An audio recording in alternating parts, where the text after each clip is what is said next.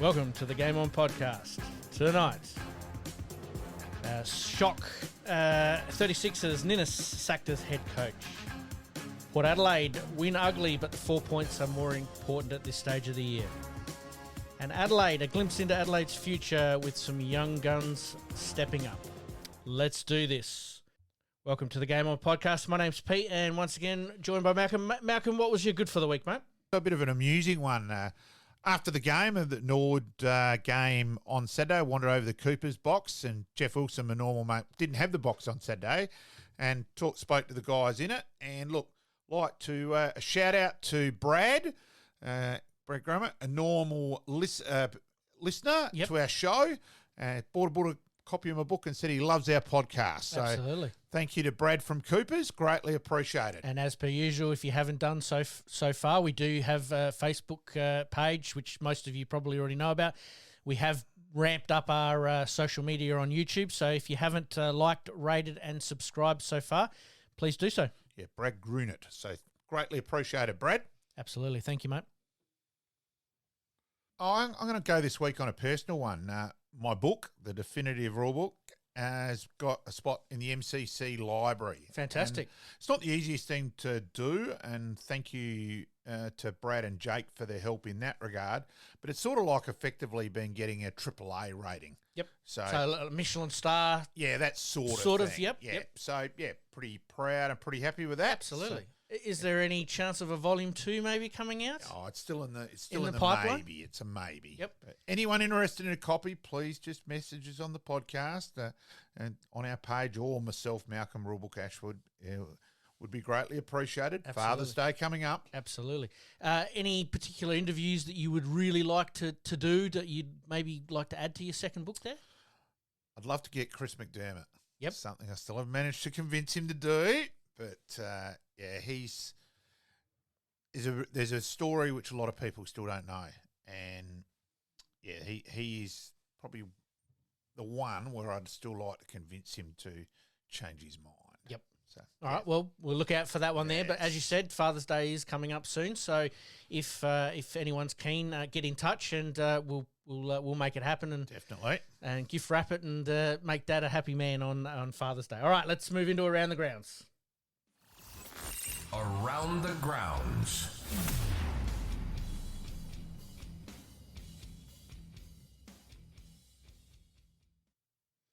All right, coming up on the agenda today, a little later today, the SANFL, the cricket, and we're going to finish off talking about the Olympics, but we'll get straight into the AFL, mate. Let's talk hot topics first up. The concussion is back on the agenda with insurance failing to cover new players in the future. That's a huge statement that's just come out. It's mammoth. People still just have no idea what threat the game's under, and keep objecting to the bump and the tackle, and it's not as tough as it was, and all that bullshit. Yep. What's happening behind the scenes? The game's future is very much under threat. It really is. Whether there'll be football in 5 to 10 years' time, we don't know. I know we did talk about this briefly a couple of weeks ago, how you sort of said that, players just sign a waiver and it'll be okay, and you'd spoken to a lawyer and it doesn't work that way. Yep. Is that something that we can see potentially moving towards that with obviously a little bit more of a legal background? I'm not a lawyer, you're not a lawyer, so we're not going to go down that path, but can we see that happening? No. I've spoken to 3 lawyers who say that just does not apply under the way the act of the law is. So it's pointless. What's probably the more realistic, hopeful thing is that there has been some progression with helmets. Now, that needs to get through, and that still will be a while away with getting enough proof and all that side of things. But, yeah, the game, it's wow. It's in a very delicate it is. place right now, isn't it? We think that it's all fantastic, with the games being close and the top 8's not finalised and everything. But simmering behind the scenes here now, there's a real worry that this game may be put in jeopardy because of concussion protocols. Oh, very much so. And I just think there's still so much naivety out there. And, places like the mongrel punt and things like that, you've got a responsibility of the game, just don't get it and then don't want to learn. And you just have to. Mm-hmm. You just have to.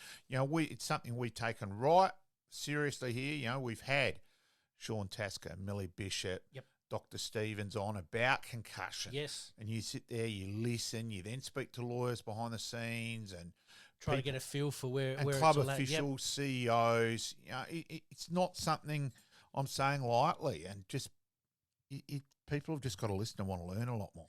Now we've talked obviously with all those experts, like we've said, and the overwhelming thing that came back was more about the neck strength rather than the padding in the head as far as helmets go, because obviously the brain rattles, the rattling around is what causes the effect. Is it a case of clubs and fitness staff doing a lot more work in that area to help sustain that? My understanding is there's been progression in the helmets in that regard. Right. Okay. Yeah. Well, that's very interesting. Yeah. I wouldn't mind delving a little bit deeper into that in the future. Yeah. Yep. All right. We'll circle back to that one as we do. All right, let's move on to the local teams here. We'll start off with Port Adelaide in a seesawing game. Port had to hang on there in a few times to grind out a game, and they were challenged. It's grounded out to their credit. Jason Horne-Francis was the key. He was huge. Yep. I think he's making a pretty good case for All-Australian at the moment. Absolutely. Well, let's listen to what Kenny Hinkley had to say regarding Jason Horne-Francis. Oh, he's had a massive year. I mean, he's been unbelievable for a third-year player. He's damn talented. It's tough. Plays footy in everything you want him to. He plays it the right way, and and sometimes his emotions can boil over. But I love the way he plays footy. He's got a spirit in him that says, "I'm not going to lose," and I think that's what we're building through that group of midfielders. That the resilience comes from a few people who just want to make sure that we get over the line. And I think tonight he was super in the last quarter. You don't handcuff great players, I don't think. I think you let them make decisions that they need to make at the right time, and the team trusts them a little bit, and I think we have to be prepared to trust some players because they don't always get it right. They make some mistakes, trying to do the right thing more often than not, but I think ultimately, you've got to let them. Obviously, Kenny's talking about letting the star players of the game go, and that probably leads me into my point in that the game became a little sanitised for a few years there now, and we're starting to see a little bit more individuality come back into it. And Horne-Francis' decision-making in that last quarter was exceptional. When he went behind the ball, whether that was instruction or not, but his judgment of when to go, the angles to the release, to keep the ball safe. It's almost like the Charlie Curnow role for Carlton and the Dawson role for Adelaide, and maybe to a certain degree the Bontempelli role for the Bulldogs, that when the going gets tough a little bit, he takes it upon himself to plug those holes. Oh, and it'll be interesting this week. The Crows will be trying to get into his and Butter's head, and that we know there's a question mark there, that both have lost it at various times this year. Mm-hmm.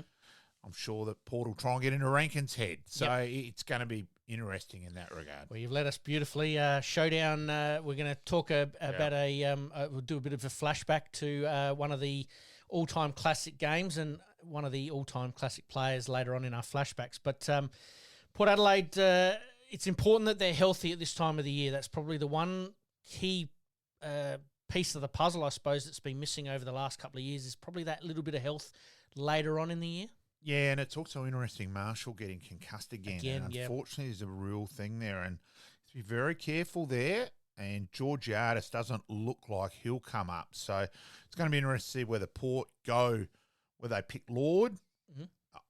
I hope they do, because I think they'll be too top heavy, or whether they go smaller. And I think smaller tests Adelaide more than height. Well, so I'd go smaller if I was That Port. was going to be my point, is that this weekend with the Showdown coming in, is it a case of Port maybe being a little bit tall? So that's going to be an interesting little byplay that happens as well. Showdown week, Showdown week is always interesting, and sometimes it can be won and lost at the selection table. And the last couple of years, Adelaide have probably won that battle. Oh, and Walker being injured for Adelaide's vital. That is huge. You can still make a case for him being Adelaide's most important player for the direction he provides. Now, whether we like it or not, there's still a huge question mark over Fogarty when Walker's not out there. Mm-hmm. His form when Walker hasn't played hasn't been anywhere near as good. So this is he hasn't had Thilthorpe. Yeah, so having Thilthorpe this week, and I think they'll probably play Gallant. Yep, who kicked 8 in the SANFL. Yep. So that'll be it's a real test for Adelaide's future. And if they bomb without Walker again, geez, you'd almost be rushing to get him to sign the piece of paper in the rooms immediately. Yep. So Now, yeah. Walker's injury obviously sustained late in the win against the Bulldogs there. Do we see him being put out to pasture for the remainder of the year, or are they going to bring him back for maybe that last game against Sydney? I wouldn't. I doubt whether he'd play the last game too. In terms of, you just got to be so careful with eyes. So yeah, I know it's not the same injury as Rory Sloane. They've already come out and said, but it is that part of the body. Exactly right. It was interesting that they came out and sort of said that this had been sustained previously. It was a previous injury that maybe have just exacerbated with the contact from English on the weekend. Yeah. And we acknowledge how eyes can be that way. Absolutely. All right, let's move on to Adelaide. Adelaide, another interesting performance. Makes you wonder how and why this year has evolved the way it has. Yeah. It is interesting, isn't it? Because they were... But then Western Bulldogs, I think it was Brad Johnson's credit, whoever it was is a bit irrelevant, nailed it that Western Bulldogs kicking for goal was going to cost them sooner or later. Yep. And like their previous 4 games, at least might be 5, where they'd kick more points than goals. And sure enough, 9-16 on the weekend. Young Darcy, 1 goal 5. Yep. Now, he dominated, but he kept missing. Yep. No scoreboard pressure put on whatsoever. Absolutely. All right, let's listen to what Matty Nix had to say.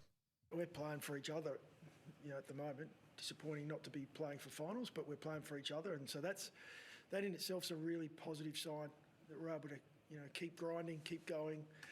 You've tripped up one finals contender. How much would you like to do it next week? Yeah, we'd really like to win next week because next week's, that game that everyone looks forward to. We get it twice a year and it's a big one for us. And we're coming up against a team that are in good nick, really good nick. So they're setting themselves for finals. They want to keep that momentum going. We'll be doing everything we can to keep our form off the back of this pretty good performance. All right, Matty Nix obviously talking about the benefits of playing out the year as solid as they had.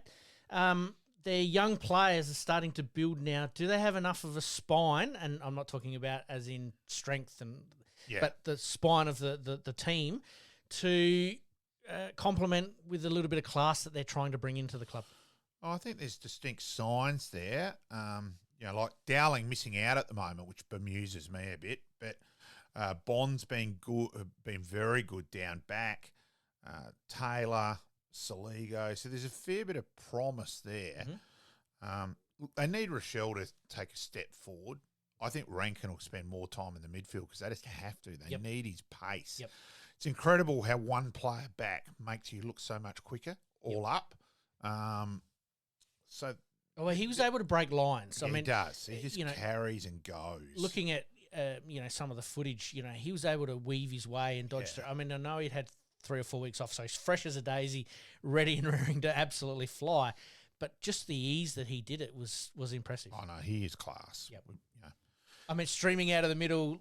Can get sucked in. Yes. It was dumb what he did, but, geez, he can play. Yep. Streaming out of the middle and delivering the ball to Fogarty on the lead. I mean, that's something that Adelaide fans should be excited about for the future. Well, he uses the ball pretty well as well. Yeah, and that's hard. Good midfielders are hard to find that can use the ball a bit like especially going at pace. Yeah. Too. Well, there's quite a few guys over the years been blistering and quick. Yep. But then don't balance before they kick the ball. Yep. And where he does. Where do you see Scholl? His last month and a half has been impressive. Have they finally got him in the position that he needs to play in? Oh, I think so. But it's also just the wingman has probably come back into the game a bit more. That wide wingman to run, carry the ball, is come back into vogue. You think of Langdon at Melbourne, Akers at Carlton. Yep. It's probably just slightly back more into the game. It had gone out, and as we know, footy always evolves, goes circles. Yep. The wingman who's on the outside. Yes. And then the idea is to run and carry and use the ball, and it's quite often governed in metres gained, which I always find that a little bit of a bemusing stat where Well, it can someone be gets it and hidden. boots at 60 metres and it's considered 60 metres game when Yep. it goes straight to the opposition. So it's, Should be metres gained and effectiveness. That which probably is should my be the beef stat. with ruck taps. I think Yep. the way ruck taps is regarded. Well, Riley is O'Brien's ridiculous. like 90 ahead of everybody Yeah. else, but the advantage is not there for the Crows. no. So that stat is a little bit like that. Ben Keys, again, had a good year. have they found a position for him that he is just that energizer bunny working up and down the ground, almost like a basketballer, doing suicide runs? Yeah, no, to his credit, he's had a great year. Look, whether he gives the ball on the first time, that's his weakness, but they've utilised, seemingly found his strength, and you would think he'll go to Houston and he'll play the role type. of both ways to try and negate Houston as well. So, yeah, he's had a very good year. He'd be borderline for that All-Australian squad of 40. I don't think he'll make the team, but I reckon he's a chance for the squad of 40. Well, his last month he's put together has probably got him into that around squad. the You're mark. right. We'll stick with the Showdown or the Showdown week theme. Is that Adelaide lead obviously by 1 at the moment, but their last 3 games they won by about 6 goals or more. Have the Crows worked Port Adelaide out? Yeah, I don't know. Again, a couple of those Port missed vital goals at the time, and there was one of those they were well on top in the second quarter, but blew it by kicking, not Greg blew it, but blew it by kicking 1-6 in the second quarter. So, yeah, we analyse, and we all do it, saturation media. Yep. Now it's us, it's everyone. Yes. We all overanalyse to the nth degree, but it's really whether you kick the bloody thing between those 2 big white ones or not. In the end, it's the Crown. Plays the a big whole difference. Crown, mate. Vital week for both teams. Adelaide are obviously looking to continue their good form, as Matty Nix just sort of said there. We're looking to continue our form, but they are also looking to trip Port Adelaide up. Yeah. What are the consequences for Port Adelaide if they don't get the job done? Port could miss the top 4 spot, miss home finals, and then they've got to play 4 elimination finals, of which of only 1 will be at home. So it's massive. Yep. It's probably deciding with this. They finished top 2 home finals. Yes, we know they've bombed in finals, and we know they haven't got just a monkey on their back. They've got the whole bloody zoo when September comes. Yep. But if they can get 2 home finals, It goes a long way to helping it, doesn't it? huge. So the carrots dangle there for Port Adelaide. It's going to be interesting to see how that one plays out. Adelaide, do they look to go hammer and tong for Lukosius? Yeah, I'm not sure on that one because they're going to pick Welsh up. I see them as a little bit similar. I see Lukosius, if you're going to play him, you pick him up and he plays either on a wing or down back and uses his elite leg and that side of things. Yes.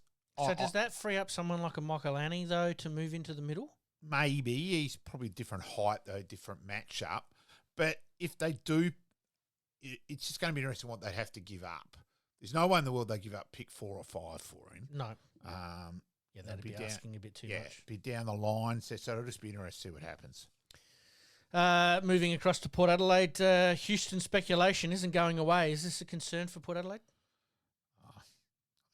If you keep winning and you go finals, and if you manage to jag the Holy Grail, so be it. Yep. But I still think he'll be at Port. We'll wait and see. Okay. Is Kenny's question without notice, Kenny's decision to be coach or not coach, play a part in that? Do you think? Oh, I don't think it's going to be his decision. I think it'll either be Port's decision. No, I'm saying if Kenny stays, does Houston stay, or if Kenny goes, does Houston go? No, I wouldn't go as much as Wouldn't go- that okay. because if they go on the succession plan of what they're, the way it looks like at the moment, and it's Josh Carr, well, he's obviously had a lot to do with Josh Carr, so I think we can probably jump at shadows a bit. Oh, that's right. I'm just throwing it out there as a little question. We'll circle back. Horn Francis, the game winner, obviously we talked about there and Kenny talked about there. But for what Port gave up, will it pay off for them? Or is it still too early to call? Because he's only in his 3rd year. Look, I think he's one a generation player. I would have given that up well and truly if I was in charge of signing that. And look, there was another player from another club who was 1 minute away from signing for Port Adelaide, which would have made the Horn Francis deal very unlikely to happen. Okay. Very interesting. I might Yeah. poke you about that one off air. Showdown 56, what do you think, mate? Who's your tip? We'll go early on the tips here. I'll still go Port. Let's remember the last game they played here against Sydney at home is the best football anyone's played for the whole year. I still think they're a better side, but it's going to be how much up above the head and who kicks straight. Yep. All right, we'll talk about last week's game there very briefly. Were they a bit flat against Melbourne? Did seem a little bit that way. But again, it's a away game. Melbourne clogged it up. Gawn played probably a bit deeper behind the ball, made it a little bit hard to penetrate and go through run and lines like he is so good, such a good player. So it made it more a battle of attrition. Melbourne missed a couple in the last quarter, which might have been enough. So, yeah. Port Adelaide's big three on the MC just looks about right, doesn't it? Oh. Drew. Well, the big four, yeah. Yeah, Drew. And also, to Ollie Wine's credit, he looked gone earlier in the year. He looked, he's just almost making up the numbers. But both Wines and Beinke have picked up a little bit. So all of a sudden, they've got some real depth back in that midfield where it looked like there wasn't for a fair while. Yep. So, yeah. But they've tweaked things a little bit. Yeah. And being healthy also helps that as well. All right, let's move on with a couple of extra hot topics here. Has Melbourne been the biggest disappointment this year for you, or is the jury still out on that with a couple of rounds to go and maybe some finals positions still up for grabs? Yes, but let's also remember they lose Petrarca. Now, Petrarca's in the best 5 players in the comp. Completely different now. Well, go with it now. Petrarca, where there's smoke, there's fire. Well, I think the way that was handled at the time is put understandably. It reads that he was almost forced to go back on the ground. That's the way it's looking from the outside. Yep. Now that may be totally wrong. So you're reading between the lines. What's come out in terms of in that way, and we always know players want to play. Yep. And that just shouldn't have happened anyway.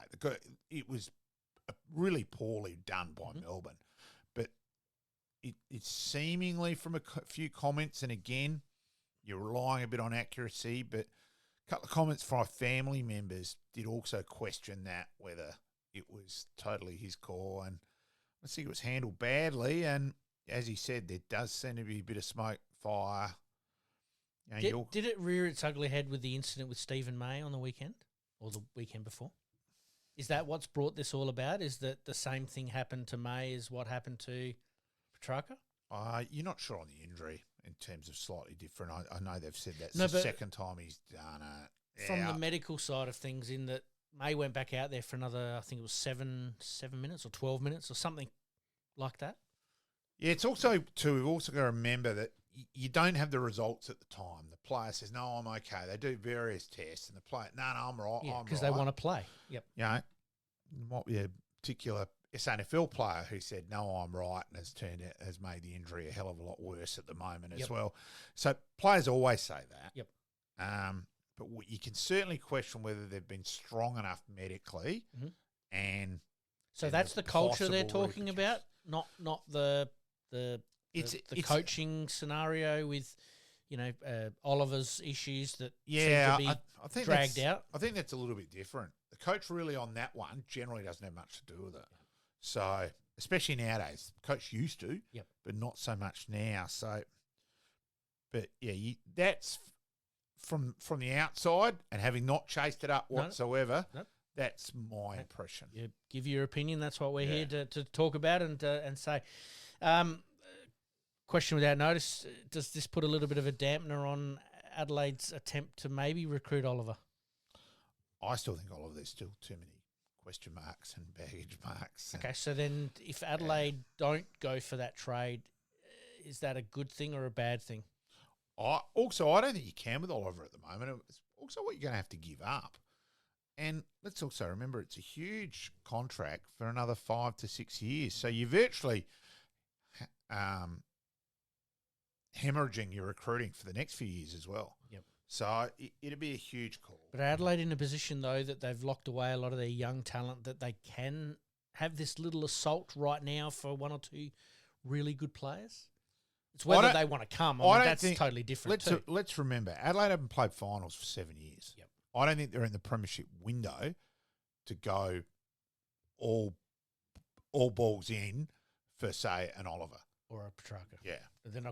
Melbourne aren't going to give up not going to give up Trucker. We sort of know that. I think that's, where there's smoke, there's fire, but that won't change.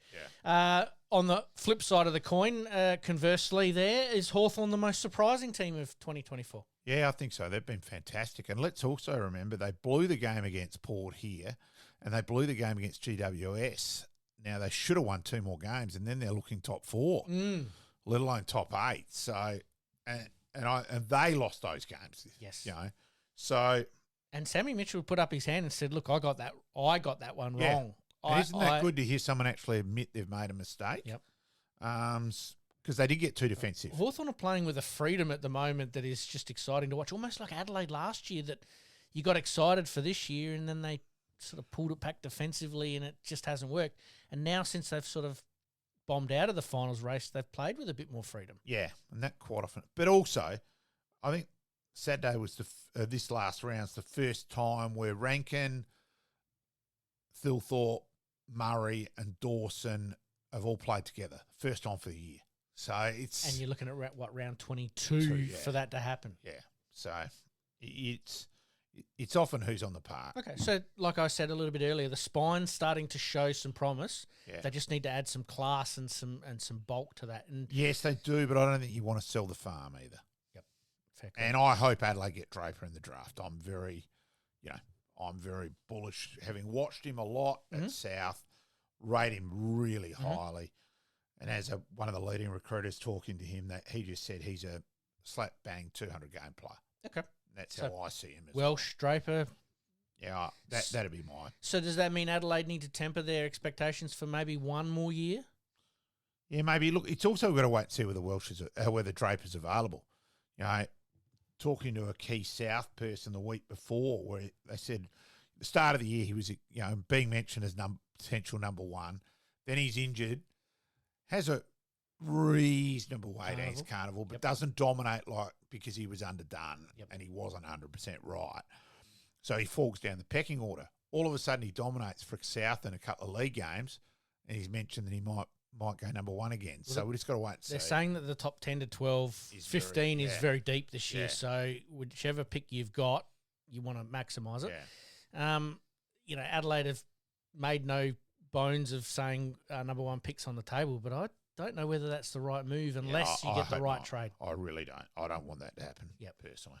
Is it a case of a mix of players and some draft picks later on that might actually get some of those deals done? I would hope so. Yeah, fair call. All right, let's move on. Caleb Sarong, is he Freo's best player? Is he amongst the best in the league? Yeah, I think so.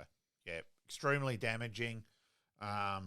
Because he goes under the radar being in Perth. We don't talk about the Perth teams as much as we probably should. For as much as we all talk about this coach and that coach, recruiting, summing things up right at the time, measuring also the person mentally as well and making sure you nail that. Sarong went after McCasey. Now, that's nothing against McCasey, who was regarded as the best defender in the draft. Yep. That was Adelaide's requirement. So I get all that. But one draft choice changes everything. You mentioned Sarong in that Adelaide midfield for the year. All of a sudden, who knows where they'd be. Yep. So it is a fine line. It is. They get it right and things can completely change, and you really want to get that right. All right, let's talk about some trade whispers. The Hawks look like a destination club of old, really, attracting some players. It looks like Barras may be on his way there from West Coast. Yeah, I think they'll either potentially get Barras or Battle. It looks one of the two of them for sure, and I think they're both holding off to see what the other one does, I think. Yep. Yeah, it should be amusing. Mexican standoff. So and look, you hear Ginnivan saying how much, and it's not only him, but saying how much fun it is and all that. Now that probably sells your club as much as, to the other 20, 21, hey, this is fun. Mm-hmm. I reckon that's the best selling point anyone could say. Mm-hmm. So rather than the dour day in, day out work. We're having fun. We're enjoying our successes. We're taking our failures in stride. And you've got a coach who's going, you know what, I made a few positional changes that weren't right. That's on me. But let them play. And a bit like what Kenny Hinkley said there, let your guns just go. Yeah. Yep. Makes a huge difference, that's for sure. The Crows, a little sneaky meeting for Matty Nix with Jack Lukosius. Obviously talking trade whispers there. Did that play a part in him not playing on the weekend? He'd been dropped before then, I think. So, yeah, but I admit I find that it's a bit hypocritical. You're supposedly not meant to be talking to players in contract. Now, I'd love to know where that's gone. It used to be a big fine, and all of a sudden that's disappeared. Mitchell flew over to talk to Barras as well. So, yeah, it's very much now Open slather. Yeah, go for it. And yeah, Is this us slowly starting to move towards the EPL, NRL, Yeah, I think it is. American Gridiron, baseball, where you can talk to players in contract during season? Oh, yeah, it is, because there used to be a big fine. Obviously, there's not anymore. So I don't. Have the AFL dropped the ball on that one? Well, I don't. Or they just can't stop it? Maybe a little bit of both, but I don't know why it's suddenly allowed where it wasn't. It used to be big, and it certainly hasn't been announced that it's okay now, yet it just seems to be. So I don't know where that's come from. Anyway. It'll be interesting to talk about that one as it goes along. All right, let's have a little bit of fun here. Is Dusty the best player we've seen this century? Obviously announcing his retirement last week. I've got some names here. Let's put them in context here. We've got Dusty, Ablett Jr., Dangerfield or Neil. Well, the pure fact that he's won 3 Norm Smiths, McLeod 2 and that side of things. Yeah, okay, he was probably, you could have had 17, you could have had, he was probably one of several. The one where he did win the game was the grand final against Geelong at the Gabba, where he just took over. He had a purple patch there for about 20 minutes that just tore. Ironically, Dangerfield, obviously the key on the other side, and he bumped him out of the way to kick the goal. The error by Geelong just before half-time, he kicks a goal. So, again, Geelong hold on to that ball correctly like they should have for 30 seconds. It's a totally different game. So, it is fine. But he's certainly obviously right up there. Look. Well, the names there, Ablett Jr., Dangerfield and Neil. Well, Neil might be looking at a third Brownlow. Yeah, I know. Dangerfield's been a good servant and a great player for Geelong. And I think he was underrated back here. It's funny, he moves back to Melbourne, all of a sudden the Victorians notice him more and go, gee, how good's Dangerfield? And we're going, he's been the best 3 players in the comp for years, but you guys just didn't notice it. Yep. I think with Ablett too, let's also remember that year with Gold Coast when he was obliterating the competition and when he did his shoulder. Yep. Like, that was one of these. He doesn't do his shoulder that year. He shits the Brownlow in. He carries them to the finals. Mm-hmm. It's a different story for their franchise as well, and for him. Yeah. Congratulations, obviously, go to there to Dusty. We did talk about Tom Hawkins retiring last week, and today, just breaking news that Dyson Heppel from the Essendon Football Club has now announced his retirement. It's about the right time of year where we start to see a few of these players. Is there one that might jump out at you coming up? I reckon let's wait and see. Wayne Stremple, one of our regular listeners, has called for us to do a section on that and all that. I think we'll do that in the next few weeks. Absolutely. So, yeah, thanks to Normie there. We will do that. Yep. We'll have a look at that one there as well. All right, let's quickly rush through some of the results from last weekend. Sydney getting up over Collingwood by 3 points. They had to come from nowhere to win in a Friday night thriller. Heaney was huge, so was Warner. Yeah, interesting where Collingwood were the master of the close game last year, and they stuffed that up. They went too defensive. Look, the carry-on over the 50-metre penalty there, yes, McCartan did go over the mark, but the umpire is bringing him back. Now, with the mistake which McStay made was playing on. If he doesn't play on there, I reckon the umpire's thinking about it for that split second longer, and he's probably paying it. As soon as McStay goes, it's play on, and that's it. That's the end of the equation on it. So, is that because of the directive from the coaches to keep things moving? If they play on, let them go? Maybe, but I just don't reckon he thought through it quick enough. But it's a split-second thing. Well, but, yeah, it's a hard one on that one. He's told go, so, yeah. Think back to the North Melbourne Collingwood one. He did exactly the same thing. He played on. Swings and roundabouts. The carry-on by McRae over that was a bit extraordinary, and it was dumb. Yep. It was probably his first real bad moment and dumb moment as a coach, and quite rightly. Well, he's got some credit in the bank, yeah, though. Quite rightly, Longmire slammed him afterwards immediately with, 14 games at the G, 3 at Marvel, and you're whinging. Yep. I think home ground affirmation, Longmire, it was McRae caught Courtmarsh bowled Lily, no score by Longmire. In absolutely. That All right. The Brisbane Lions losing at home there to the Giants. The first quarter, Brisbane looked like they were going to do what Port Adelaide did to Sydney the week before. And then the Giants came out for the next three quarters and went bang, bang, bang, and really showed that their talent, again, can get the job done. But it was all missing goals. And it was incredible. The stat came up that it's 40. Brisbane should have won that game by 41 points on the normal ratio of goals where they were kicked from. And because GWS kicked a few out of their lemon and SARS. Yep. And I think they should have been up by 49 points at quarter time. Well, they missed some sitters. Yeah. Cameron missed 20 yards out straight in front. Rayner missed an easy one. So, kick the bloody goal and they win that game. So, Absolutely. It'll be interesting to see how the Giants go this weekend. How we'll get good some was tips. Jones in that last quarter? Quick. Yep. Kabanski. I think that's what you need, isn't it? That live wire, that burst. Exactly right. The Eagles getting up over North Melbourne down in Tasmania, strengthening the case for Jared Schofield maybe to become the coach. Two in a row now. Yeah, but it's also a bit of elimination where people have knocked it back. He might be the last man standing, effectively. So because it is a case of no one really wants that job at the moment, or isn't putting their hand up. And now they play Carlton this week, and Carlton's injuries, like Pete, you could be on the next flight. I know. You could be in. You could be in the forward pocket for the Blues. You and Lee Forrest could be leading that forward line. A couple of sausage rolls there. I'm probably just as injured as Orazio at the moment, so I might get Waddington a late inclusion. I might get a call up. The Dockers in an entertaining seesawing game against the Cats. Yeah, it did, but probably their systems almost got them up there as well. They're well organised. Dangerfield in that last quarter was huge for them. I was a bit disappointed it wasn't upstairs on the game upstairs at the Red Leafs Club after in the Wolf Blast Centre after the game. Yep. And so I had to go and find it, but they did the basics for longer, better than the Dockers. Yep. The Cats are a sleeping giant for me when it comes to the finals this year. The Suns getting up in a 1-point thriller with a kick after the siren. Mac Andrews, cool, calm, collected, and bang.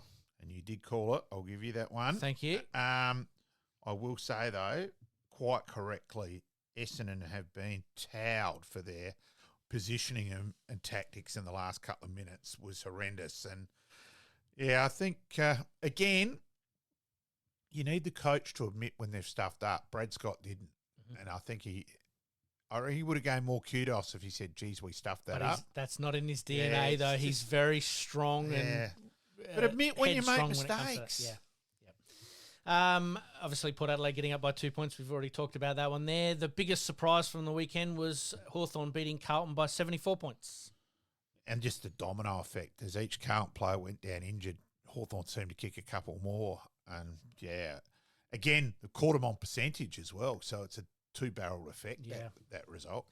Injuries are playing a big part in how this season's going to finish up for a lot of teams, and Carlton are getting them all at the wrong time. It looks like they lose 5. 4 or 5, yep. So it'll be Curnow, Martin, Fogarty, Sard, and the full forward. Curnow. No, the key pillar, brother at McKay. McKay, Yep. So it looks like they got those 5. Now that's probably 2 or 3 of their best 5 too. So all of a sudden they're going to play without Curnow and McKay this week up forward. Yep. Oof. St Kilda getting the job done against Richmond there. Pretty predictable in the end. And Adelaide with another surprise victory against the Bulldogs. They really took away the Bulldogs' strength right from the get-go. It was, but I'll tell you what, St Kilda had the week from hell. I will say St Kilda's decision to even remotely consider approaching Taron Thomas is one of the dumbest things I've ever heard. Mm-hmm. Let's just say I might have a couple of very interesting messages from officials from other clubs, and it was unforgivable idiocy, and you actually had the St Kilda players then going, no, don't go near him. And sorry, where's your respect for your women's team, etc. nowadays? It was extraordinary that it's a decision that's going to divide the club, really. Yeah. And it's not what you need at the moment for St Kilda. They got quite correctly held down and had people bombarding the club. It was just so dumb. The game's hard enough as it is. Don't create more dramas through being bloody stupid. So we were doing our due diligence in considering. No, your due diligence is not approaching him in the first place. Yeah, fair call. All right, round 21 and 22 Rising Star nominations. Jackson Archer from North Melbourne and Nate Caddy from Essendon. Couple of good players there that are probably going to be around the mark for their clubs for a few years to come. He certainly got some similarities in having a crack to his dad. Yep. His dad, as we know, was suicidal at the fall. Yep. Was a bloody lunatic in reality. Yep. But yeah, he's showing a fair bit, and a fair bit of probably leadership, which is obviously what they need, being such a young list. Yep. That someone like him suddenly bolts probably into the leadership group. Yep. You'd expect next year. It's going to be an interesting watch. Caddy's got a bit to offer. He's pretty exciting. Absolutely. All right, let's get on to this week's games. We'll whiz through these tips pretty quickly. Essendon v Sydney at Marvel. You can't trust Essendon. You really probably can't trust Sydney either, but I'll go Sydney. Gold Coast v Melbourne up at People First Choice Stadium or up on the Gold Coast? I'll go Gold Coast. I'll go the Gold Coast there as well, and I will go Sydney for the win there as well. The Giants v the Dockers. This one here has some huge ramifications for the top 4, top 8. Again, you can't tip. You'd expect it to be close, and therefore I'm going Giants. I'm going to go the Giants simply because it's at their home ground. Yeah, exactly. Collingwood v Brisbane at the MCG. I'll go Brisbane a rebound, but again, I think this is a 50-50 game. St Kilda v Geelong at Marvel. I'll go Geelong, but I do give the Saints a chance. All right. The Bulldogs v North Melbourne. Bulldogs for me as well, and I'll probably go Geelong as well, although the trip coming back from Perth with some ageing players sometimes does play a little bit of a part, but we'll see how that one goes. Hawthorn v Richmond. Hawthorn in the 8 for the first time this year, and Carlton outside of the 8 for the first time this year. Huge result last week. The Eagles v Carlton, mate. I'm going to go for the Eagles because of Carlton's injuries. Yeah, I'm going to go the Eagles. I hate tipping against Carlton, mate, but I think they're going to get. Yeah, I think they're going to get up as well. And to finish us off, mate, the Showdown: Port Adelaide v Adelaide. Yeah, obviously I hope I'm wrong, but I'll go Port. All right, let's take a very, very quick break.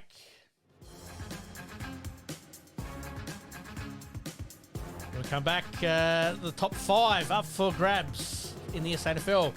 The South Australian Redbacks appoint a new head coach. And the Olympics in the basketball. Izzy Bourla's bringing home bronze. You're listening to the Game On Podcast. We'll be right back after this short break.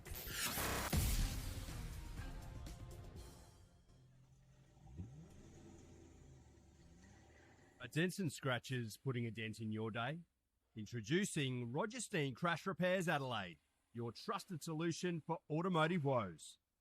With over 2 decades of expertise, Roger Steen Crash Repairs guarantees top-notch service, restoring your vehicle to its former glory in no time. From minor dings to major collisions, our skilled technicians handle it all with precision and care, using state-of-the-art equipment and techniques. Roger Steen Crash Repairs saved my car. It looks brand new. Fast, friendly and reliable. I wouldn't trust anyone else with my vehicle. Don't let accidents slow you down. Visit Roger Steen Crash Repairs Adelaide at 14 Penner Avenue, Glynde, for quality service you can count on. And here's a special offer just for our listeners. Mention this podcast and receive a $100 discount on your repair.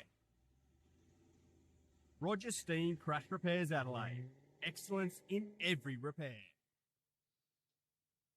All right, and we're going to kick off with the SANFL in around the grounds. Norwood getting up over South Adelaide. Yeah, did what they had to do. Very good up to half time. South, to their credit, actually did play some better footy after halftime. It wasn't so much a case of Nord dropping off. South were better. Look, Boyd dominating again. I will say a free kick against Boyd in the last quarter is in my worst 5 ever for a blocking free kick, and it's something I go on about all the time, that it really shows how few umpires at both SANFL and AFL actually understand rucking. And I would have, I don't care who, Peter Carey, whatever, Mick Red, a past player involved in trying to explain rucking, because there's just a huge lack of nous and guesswork done. And I did ask Jacob Kennelly, because I saw him go and speak to the umpire. And, yeah, Jacob then asked me my thoughts of it and went through, and we're just totally bemused on the decision. And I said, that goes against everything else for the rest of the year, that free kick. And it was just bizarre. And is it a case of a bit like the AFL? They picked one rule out for the week and they're concentrating on it? Or I just thought it was a guess, a really appalling guess. And I just think there needs to be some education. It's an area of the game because so few people have rucked in umpires. Look, I know of a couple of years ago, and I dare say it hasn't changed much, out of the 32 umpires on the AFL panel, 4 had played adult football. And I maintain that's a huge problem. It makes a huge difference. For mine, you must have played adult football. You don't have to play at the top level, but you've got to have played adult footy to umpire. That's my feeling. I've had that for a long time, going right back from when I hadn't, when I was at the SANFL panel in 83, went back to playing, and then umpired afterwards. I'm thinking, geez, you need to have done it. And so not only none of them have, probably 99% of them have never contested a ruck thing. So they just don't know, just don't understand. Obviously, Nord winning there and cementing probably a top 2 spot with the way that the games are all going to pan out over the next week or two. Yeah, they've certainly got the double chance. Absolutely. All right, North Adelaide getting up over Glenelg there was a bit of a surprise, but it keeps North Adelaide in the hunt now. Yeah, Glenelg's one week of where it looked like, they dominated against Nord, and you thought, geez, here they go, and fell away very quickly there. So you'd be pretty frustrated at Glenelg thinking our best is certainly around the mark, but, geez, we're not hitting it anywhere near often enough. The gulf between the good and the bad isn't as tight as what it was in previous years, Sturt going along very well. I think they're up to 11 in a row at the moment, getting over Central Districts there at Thomas Farms Oval. We obviously talked to Chris Threadgold last week, and they're moving in the right direction. They are. For mine, you've got to probably have them at the moment as favourites. Yeah, I think so at the moment on their form. And 11 in a row certainly does that. Adelaide getting up over West Adelaide. Predictable result, but Gallant getting 8 certainly helped Adelaide's causes. Helps himself, ironically, then, with an injury, which has opened up a thing. And who knows, he now has finishes the year with a couple of big games. Suddenly he's a chance to get another contract. So it's a fine line. Oh, look, I'd have him before Himmelberg anyway. That's personally. But, Interesting. West Adelaide there just struggling a little bit as the year's gone on, but they've had a pretty good year all in all. Yeah, it's an interesting one though, isn't it? Jeez, they're not bottom. No, look, they've improved in that way, but, geez, they do ask a lot. You're a Westies supporter. You play at Waikerie, you play at Port Lincoln, you play as a curtain raiser at Adelaide Oval. I know they've got to do that because financially they're struggling. So there's no other. It's not a case of we haven't got our cake and we can eat it too. But, geez, they do ask a lot. So. Yeah, fair enough. And Port Adelaide getting up over the Woodville West Torrens, which was a little bit of a surprise, but like we've said previously, they have those AFL players available. It makes a huge difference, doesn't it? Yeah. Obviously, the top 5 is going to be an interesting watch with Eagles, North Adelaide, and Adelaide. Maybe Centrals, if things don't go their way, could be in a little bit of trouble. Yeah, it is. So you've gone out. Adelaide are probably the form side out of that group. Okay, so they lose a player for Walker for the last couple, weakens them. Yep. But yeah, interesting. Yeah. We'll keep an eye on that one over the next couple of weeks. Round 18 games. Norwood v North Adelaide at, as you would say, the home of football, Cooper Stadium. Yeah, on Friday night. look, because it's at home, I'll go Nord, but I really reckon it's a huge game. Yep. Huge game. Again, ramifications for Yep. final spots as well. Central's v Glenelg out at the Ponderosa there. Look, I'll go Glenelg because I think they've got more ability, but Centrals have been more consistent overall and good out the bay, out at the Ponderosa, the big oval. So it's a huge game because whoever gets that game wins that game. They're favourite for the double chance. Yes. So it's on. It's a massive game. Absolutely. It's definitely probably the game of the round for me. North Adelaide have got a lot to fight for, but I reckon that one there is the one. South Adelaide v Woodville West Torrens. Does it give Woodville West Torrens a bit of a chance to regain a bit of form? Because their last 3 or 4 weeks have been a bit patchy. It does. Draper will come back in. And I mean, I found that bizarre on the look, unless he did have an injury, but Red rested. Now, if you're just resting on, hang on, you're only going to have him for 3 more games. Then he goes to the AFL. You may never see him again. Use that bloody game. Yep. I couldn't believe it. Is that maybe a potential directive from above? Oh, look, also at sports science and hang on, he's reached this level of loading and all that bullshit. Yeah, I just would have thought, hang on, if I'm South, I want him. I want him these last 3 games. Fair enough. West Adelaide taking on Sturt out at Hisense. They're actually back home. Yeah, you've got to go for Sturt though. The bubble could burst, but I don't see it happening this week. No, I will say Westies have a reasonable record of being competitive against Sturt. Yes. So, yeah, but I'll go for Sturt. And in the SANFL Showdown, Port Adelaide v Adelaide. Again, we've got to wait to see who's in and who's out. But who do you favour at this early stage? I'll go Adelaide.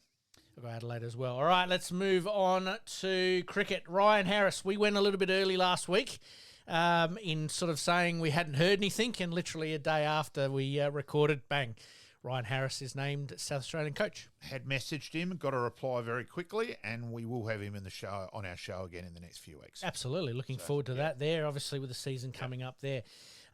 Sticking with cricket, new CEO needed for Cricket Australia. Already changes.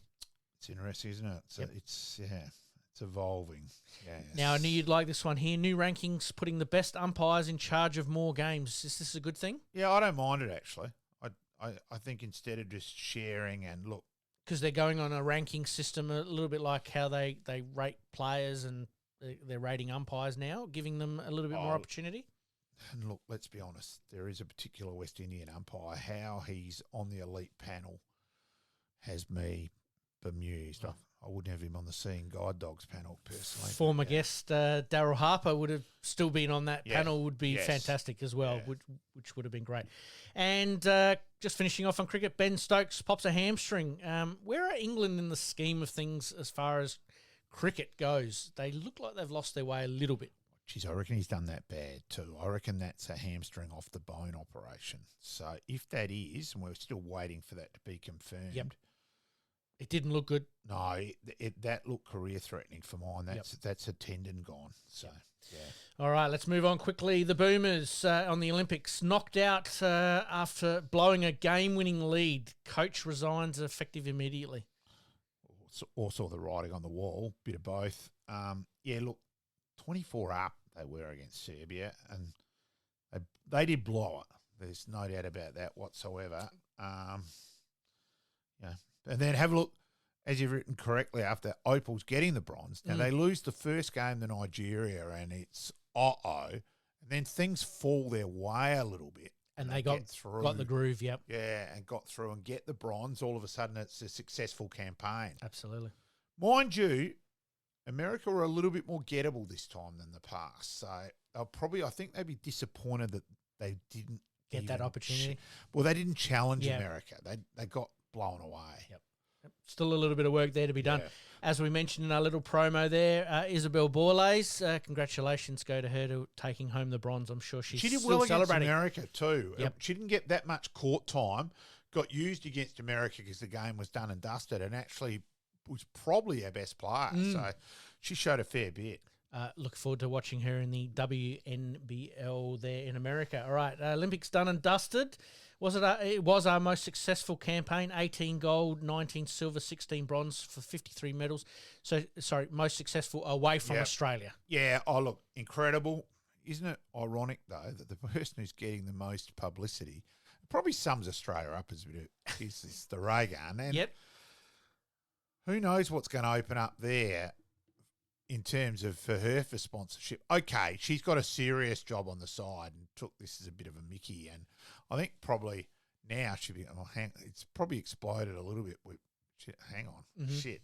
Yep. Like she got the absolute piss taken out. Oh, of her. and it's still going. But she seems to have ridden that in her stride, and now who knows what sponsorship stuff's going to evolve out of it. Yep. So, yeah. It's unbelievable. Look, but there was some, in terms of Jessica Hull, obviously, first track and field. Nadine Kennedy with a pole vault was fantastic. I tell you, I'm not a great sleeper, so I actually listened to a fair bit of the Olympics during. Bruce, he was on fire. Oh. Bruce was an Olympic Games without Bruce, though. Oh, geez, he was good on the ABC though. Yep. He produced, honestly. I thought he was going to produce when Jessica Hull went to the toilet as a 2-year-old as one of the stats at one stage. I was pissing myself laughing. He was huge. I've actually met Bruce, and we just talked stats the entire time, and he's just so well researched. He just loves his sport, doesn't he? Yep. You did mention Jessica Hill winning silver there, which is fantastic for Australia. Oh, look, the Fox sisters, the young 14-year-old skateboarder. Could be a triple gold, 3 Olympian at the age of 22. Yep.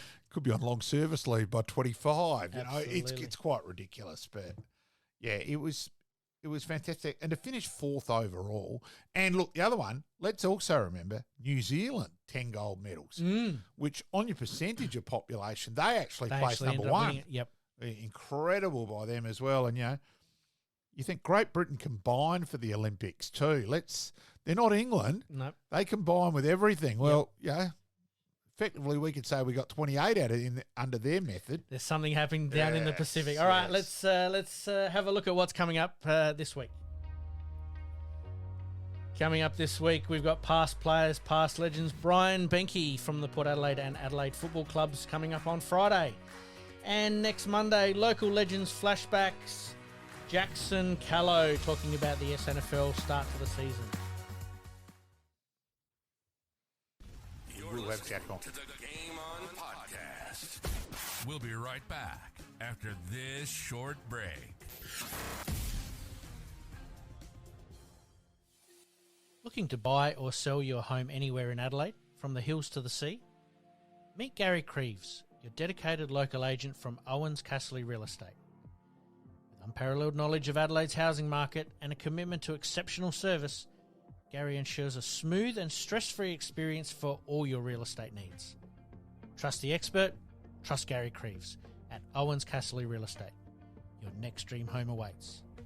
Contact Gary today on 0422 071 317 or on email garyk@ocre.com.au.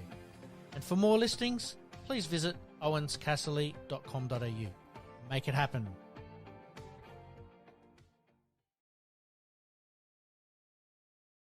All right, mate. On a sponsorship side of things, obviously love people to give Gary a ring. And I had some problems with my car on the weekend. It wasn't a prang whatsoever. Just front lights decided to go, so I gave Craig a ring and fixed that up for me. So greatly appreciated to Craig as well. Anyone, please give the Craig Steen and Roger Steen Crash Repairs a ring. Thank you. All right, let's get on with flashbacks this week. We've got, obviously, Showdown week this weekend, and we take a little bit of a look back to Round 8, 2018 at the Adelaide Oval. Port Adelaide defeating Adelaide 11-14-95 to Adelaide 14-6-90. The one man that we're going to have a look at right now, Robbie Gray. To Wines, who has an option in short, and on the end of it is Robbie Gray. Robbie Gray from just inside the 50. Dead on line from Robbie Gray. Is that the start of something? They're outnumbered down there, but hits the ground. Watch out, Robbie Gray. He's got one high. Be a free kick to Robbie Gray. And that's a beautiful strike. Watts, Sam Gray. Just couldn't sneak past Taylor, but he finds Jake Knee. Slips the handball inboard. Robbie Gray pulled it back in and now. But the beauty of the low-scoring games, another free kick is... A lot going on off the ball, Jared. I think it might be a Port free to Robbie Gray. Back in the midfield this year, after being a forward primarily last year, but it's around the goals in the third quarter where he's making his mark. Lots of blocks at the bottom of the screen there. Look at that. 2.5 minutes remaining. Oh, Robbie Gray. That's classical Robbie Gray. 4 goals in a quarter. What a star. At half forward, Brown is on Gray. He's looming again here. Good tackle pressure from Need. He's ready in the pocket. Here we go for 5 and a quarter. Robbie! Let him entertain you! All right, obviously Robbie Gray, the man of the moment there. Despite Adelaide leading by 21 points at halftime, Port Adelaide managed to cut Adelaide's margin back to single figures within 5 minutes left in the third quarter. Robbie Gray kicked 2 late goals, his 4th and 5th for the quarter, to give Port Adelaide the lead at three-quarter time. One of those classic matches, isn't it? Yeah, it's also just such a fine line. The last play of the game, effectively, Mitch McGovern and Richard Douglas collide. Now, McGovern gets injured out of that. It effectively almost ended his career at Adelaide. Now, one step further apart, McGovern marks that. Not only does he kick the winning goal, he takes the match-saving mark. Yes. Who knows what would happen. And obviously Motlop's the man that was benefited that as well. Port Adelaide obviously winning that game there. Robbie Gray claiming his 3rd Showdown medal for best on-ground display. He managed 6 goals, which 5 of them within that third quarter. He's certainly got a big claim, him, Roo, as the best Showdown player. Robbie Gray, I think. Absolutely. All right, and next week we might have a little bit of a look at the Western Bulldogs and the GWS Giants. Some classic games there as well. Obviously, as we've said, we're going to bring those games, classic matches to you over the next couple of weeks. And as you said, some of those trade whispers and so on and so on. All right, let's get into the extra time big finish. Extra time, big finish.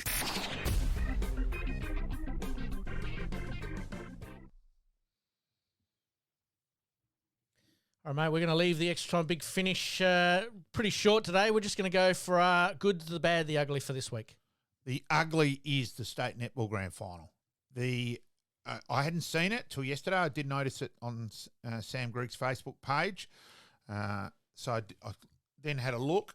I will say the bit of umpiring there to send the player off in contacts is just about the worst decision I've ever seen. Mm-hmm. It was the greatest Kath and Kim, look at me, I'm bigger than the game moment.